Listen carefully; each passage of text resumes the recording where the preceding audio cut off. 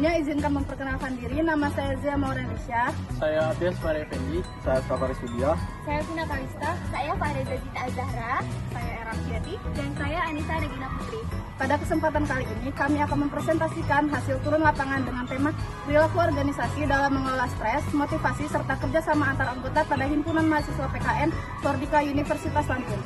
Penelitian ini dilakukan melalui observasi, wawancara, dan dokumentasi secara langsung kepada pengurus Fordika Universitas Lampung. Tujuan penelitian ini adalah untuk mengetahui bagaimana perilaku organisasi diterapkan dalam Fordika Universitas Lampung, terutama dalam mengelola motivasi anggota, tekanan organisasi, serta komunikasi, dan bagaimana kerjasama antar anggota. Organisasi mahasiswa merupakan wadah penting bagi mahasiswa dalam mengembangkan kemampuan individu mereka, seperti kemampuan berbicara, kemampuan komunikasi, kemampuan kerjasama antar anggota, dan juga kemampuan lainnya. Namun, dalam berorganisasi, tentu tidak akan berjalan mulus seperti begitu saja. Tentu akan ada banyak tantangan yang akan mereka hadapi. Seperti tantangannya yang pertama adalah perbedaan karakter antar anggota, lalu ada konflik internal, dan juga ada kurangnya motivasi anggota, serta stresnya bagaimana melakukan pekerjaan-pekerjaan tersebut. Perilaku organisasi menjadi hal penting karena akan berpengaruh terhadap efektivitas organisasi tersebut, dan juga bagaimana dinamika dalam organisasi tersebut berjalan. Kelompok kami memilih Fordika Universitas Lampung sebagai objek penelitian kami, karena organisasi tersebut memiliki anggota-anggota yang sudah aktif, dan juga organisasi ini memiliki dinamika organisasi yang relevan dengan mata kuliah pengembangan organisasi tersebut. Adapun rumusan masalah dalam penelitian ini yaitu yang pertama adalah bagaimana perilaku organisasi dalam Fordika berjalan. Yang kedua, bagaimana organisasi mengelola stres dan motivasi anggota. Dan yang ketiga, bagaimana kerjasama dan komunikasi antara anggota organisasi tersebut dijalankan. Dalam penelitian ini, kami mengemukakan beberapa teori perilaku organisasi.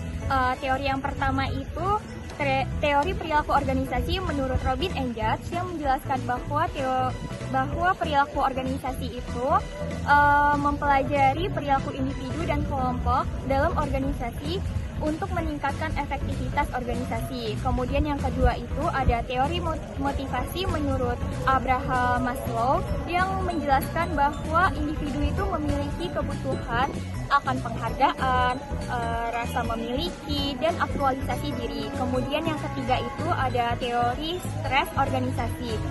Stres organisasi itu muncul akibat adanya tekanan pekerjaan, konflik peran, dan beban berlebih.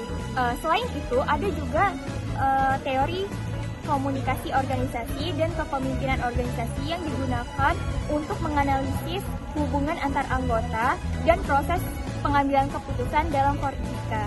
Selanjutnya akan menjelaskan metode penelitian. Lanjut ke bagian metode penelitian.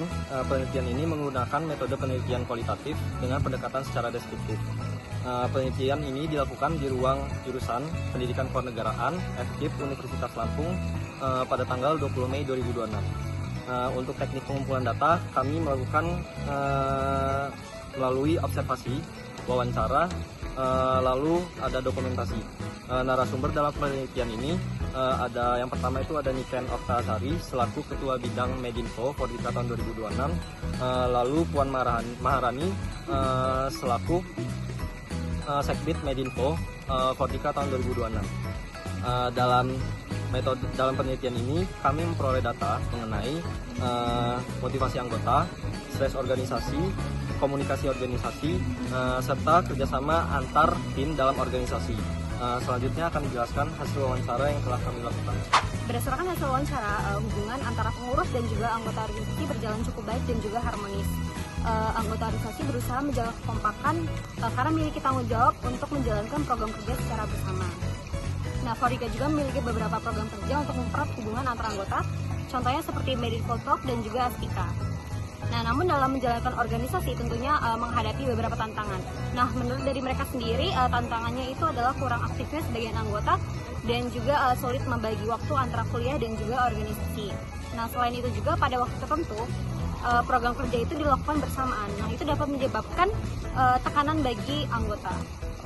Nah, untuk meningkatkan motivasi anggota sendiri, Fordika ini menerapkan sistem monitoring yang dilakukan oleh bidang PSDM.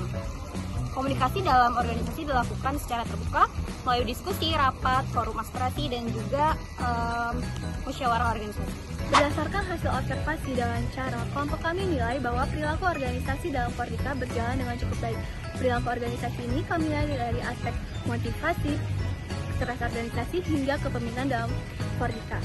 Dari aspek motivasi, Pordika berusaha meningkatkan kedisiplinan dan juga partisipasi anggota dengan menerapkan monitoring serta pendekatan secara kekeluargaan.